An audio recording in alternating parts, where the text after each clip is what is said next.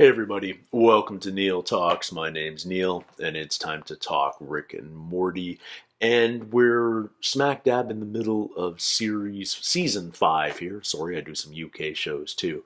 With an episode called Amortycan Grickfitti. Obviously, we're talking American Graffiti here. George Lucas's first studio film.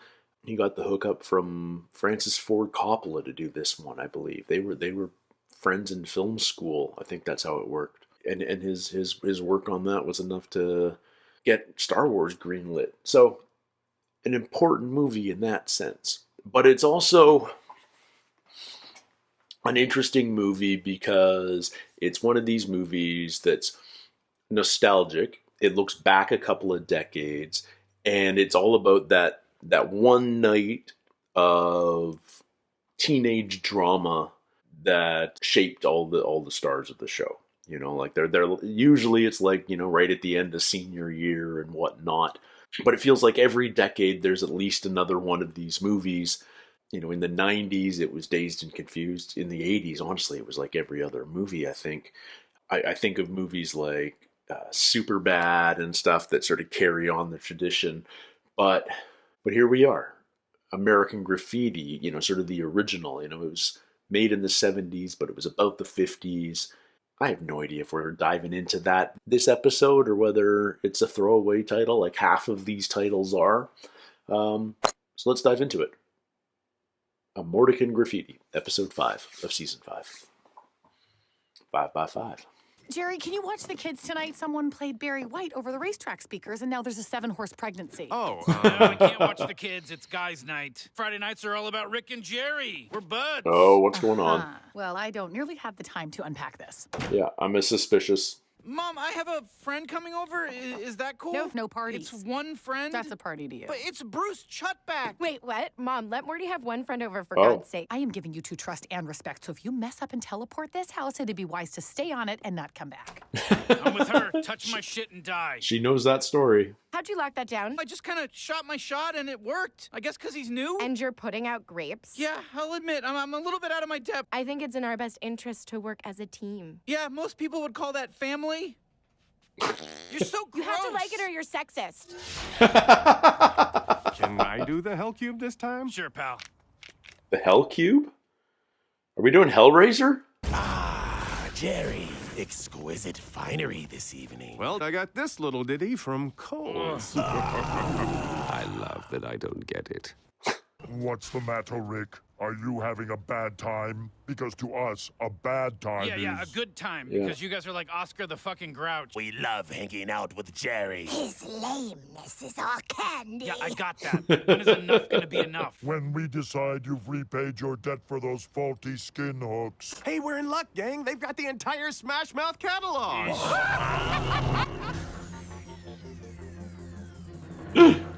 Faulty skin hooks. I don't even want to know. And I put the odds at even that we're going to find out what that's about. Bruce Chutback, newest kid in school, unlimited potential, and abundance gas. TV from every dimension. Cool. And now back to Olympic diving with bad swimmers. There he goes. Perfect dive. Terrible swimmer. We need to get interesting fast. We're touching Rick's stuff. Summer, he said no. Nuh-uh. Cool night. Is it? I don't know. Nights. I mean, for what they are, this one, in It's my aight. opinion, I think is an 8. Wow. On a scale of 16. You are not Rick. That's correct, Car. It's me, Summer. Remember? Keep Summer safe, buds? Yeah. I am aware of your existence. Oof. Defense system offline. Right. You are not Rick. True. Rick's in trouble. Tell me where he is. Rick is going to die because of you, unless you go offline, and then we can go save Rick. This computes. Oh my god, we're doing yellow. Oh yeah. Oh, yeah. Oh, yeah. Karaoke. Beautiful. Even more. Oh my god, we're black holing. Bow, bow. Oh, yeah. Bow, bow. Oh, yeah. Bow, bow. Beth.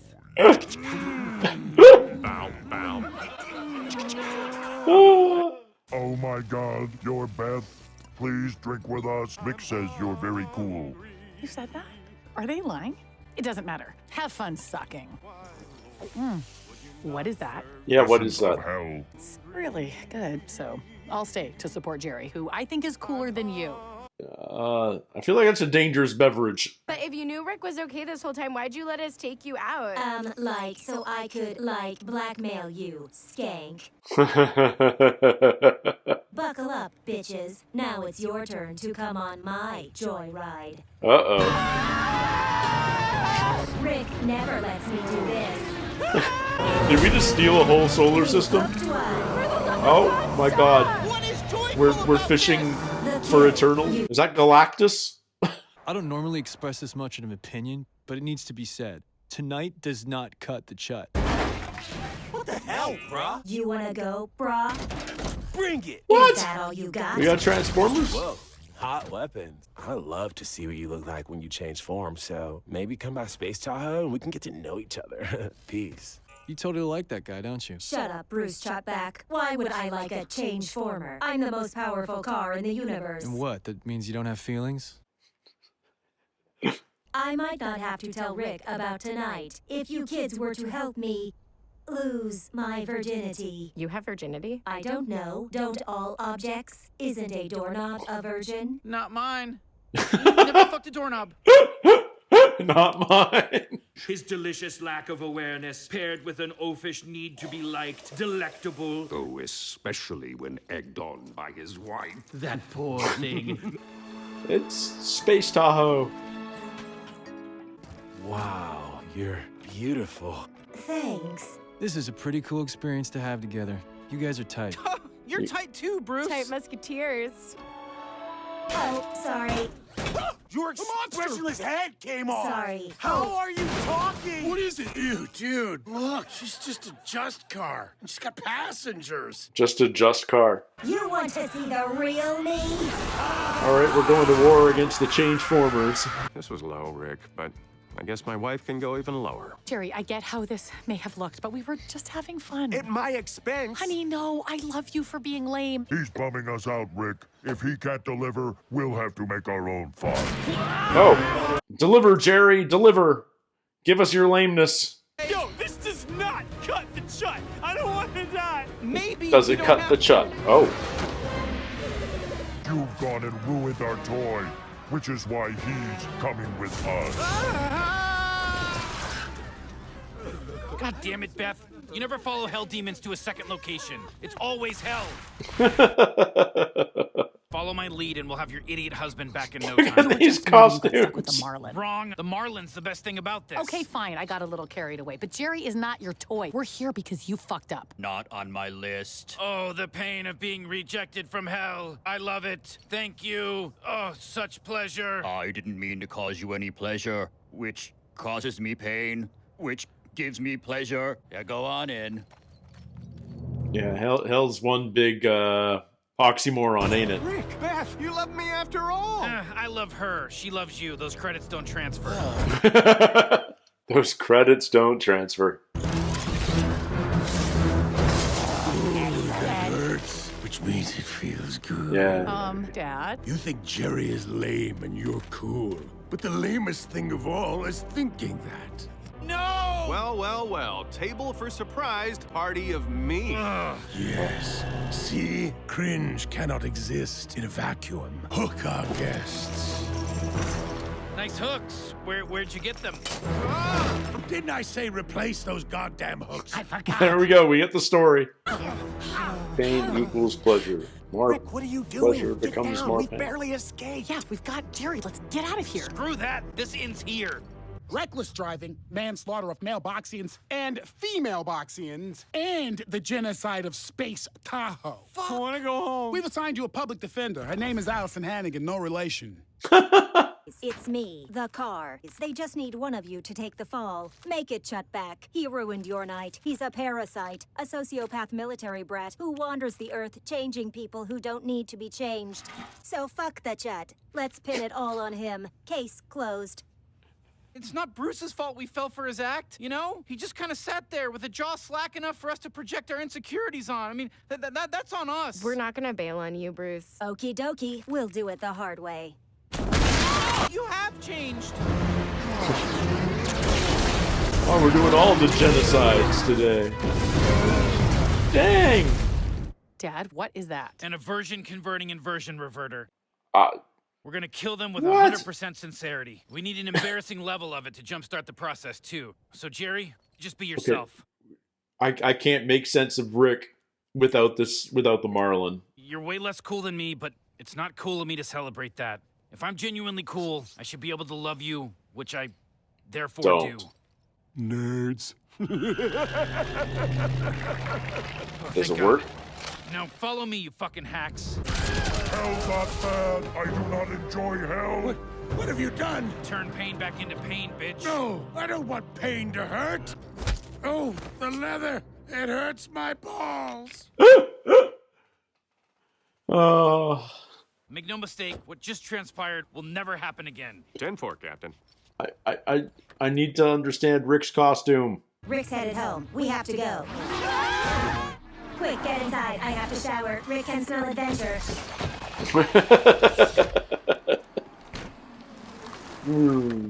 You kids get in any trouble? Nope. You sure? Yep. Is that a skull? No, it's a baby's skull. That's worse. I had the experience of a lifetime. But just to be upfront about how I do this, I can't really commit to a friendship for more than 24 hours. Byezies. Too bad. Byzies? Cringe. Sofa wine? Sofa wine. Okay, so it was kids getting up to trouble, but it was also parents going to hell. And the inherent oxymoron of hell that pleasure is pain and pain is pleasure. And I love that Rick solved that as basically killing them with sincerity. Not killing, but you know what I mean.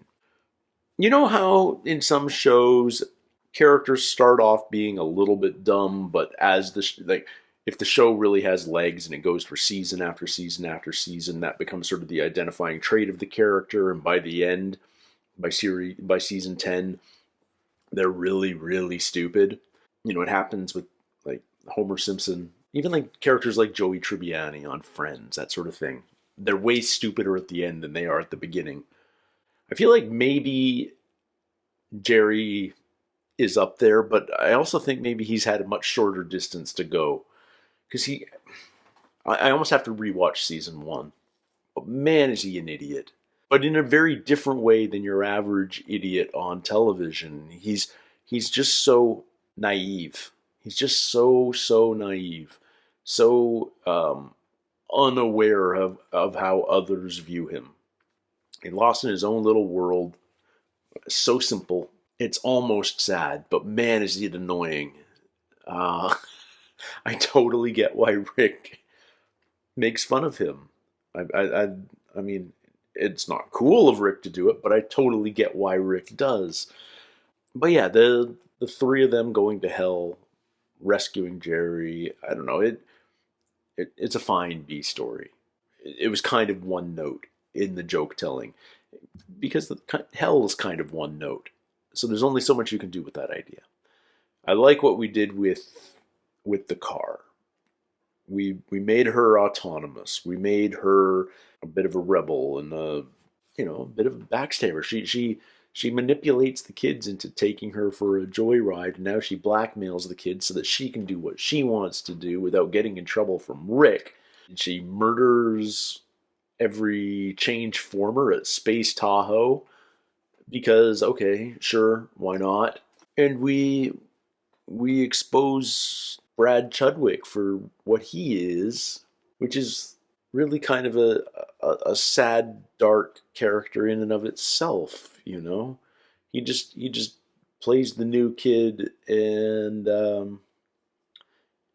screws people over. Like, you know, screwing them over is even wrong. He just he just likes seeing the world burn. But he likes doing it super low key. It's such a fascinating character. I I'm not going to lie, it's a little bit of a different experience watching this show post Justin Roiland's troubles.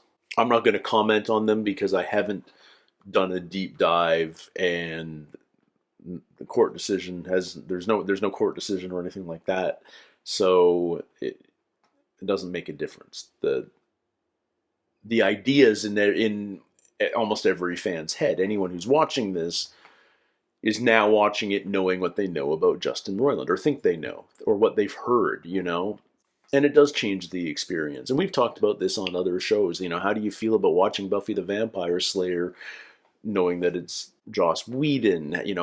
Can you go back and listen to an old Bill Cosby stand-up album and still enjoy it? What I still enjoy this show, but I find where my head goes now is, there's so many characters that are like well and truly messed up on this show. And, well, obviously they aren't all a reflection of Justin Roiland and the other writers, Dan Harmon as well. Some of them probably are. And so whenever you see somebody who's got this dark side, you've got this,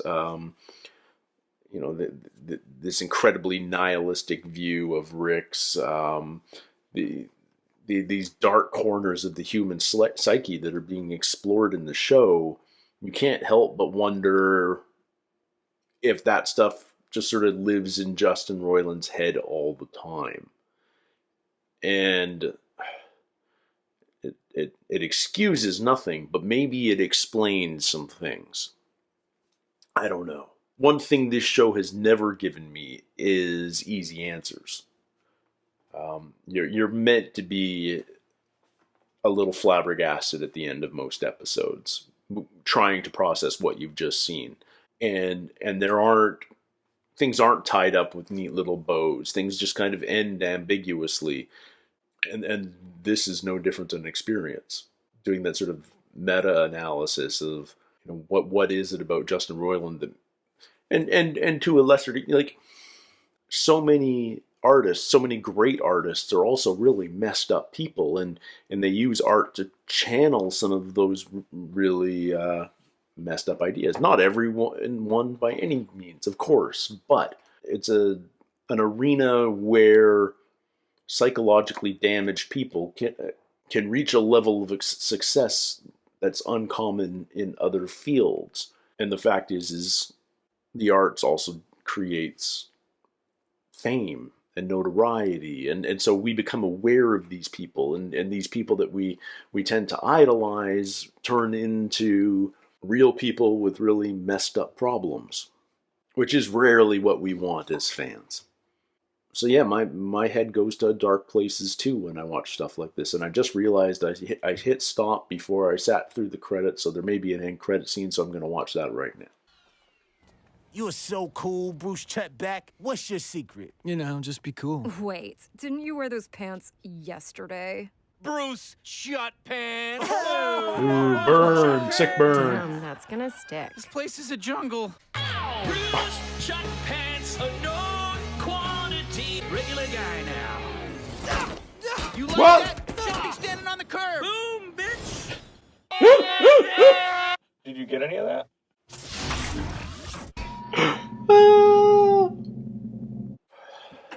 Bruce Chutback just got beat up by a bunch of mailboxes. Thanks, Summer.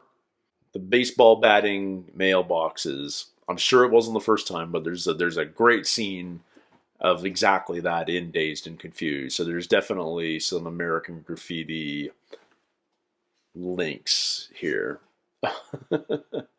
Yeah, I think I've said enough about this episode and the thoughts it's provoked. But I'm enjoying the season. Can't wait for the next episode. So thank you guys so much for all your comments. Thank you for doing all the fun algorithm things that YouTube loves. And until next time, everybody, take care, stay healthy. We'll see you soon. Cheers.